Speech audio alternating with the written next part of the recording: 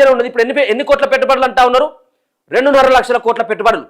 ఇలా కేసీఆర్ ధరణిని అడ్డం పెట్టుకొని సంపాదించినటువంటియో, భూములు కొల్లగొట్టినటువంటి వాటియో, కేసీఆర్ దోచుకున్నటువంటి వాటియో, కమిషన్లు తీసుకున్నటువంటి వాటియో, వీటన్నిటి కనుక వెనుకకు రప్పించినట్టయితుంటే దరిదాపుగా 4 నుంచి 5 లక్షల కోట్ల రూపాయలు కల్వకుంట్ల కుటుంబం నుంచి తెలంగాణకు వస్తాయి. ఈ ఎంఓఏలు ఏం అవసరం లేదు.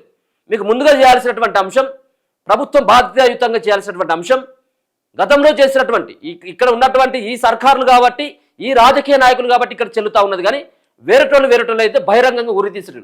ఏది దేశ సంపద, రాష్ట్ర సంపదను కనుక దోచుకున్నటువంటి వాళ్ళని పక్కదో పట్టించినటువంటి ఇమ్రాన్ ఖాన్కి, పాకిస్తాన్కు సంబంధించినటువంటి ఇమ్రాన్ ఖాన్కి జైల్లో ఏ విధంగానైతే ఊసలు లెక్క పెడతా ఉన్నాడో ఆ విధమైనటువంటి పరిణామం ఉండాలి. కానీ ఇక్కడ ఒక్కడు అరెస్ట్ చేసిందా రేవంత్ రెడ్డి? ఒక్కరినైనా కానీ కనీసం విచారణ పేరు మీద కాలం గడుపుడే తప్పించి ఎవరినైనా కనీసం వాళ్ళ దగ్గర నుంచి ఒక సెంటు భూమిని లాక్కున్నదా? ఒక 100 రూపాయలు కనీసం ఎరకకి రప్పించుకున్నదా? లేదు. అంటే దొంగలంతా కూడా ఊళ్ళు పంచుకున్నట్టుగా రాజకీయ నాయకుల యొక్క వ్యవహారం అంతా తయారైపోయింది.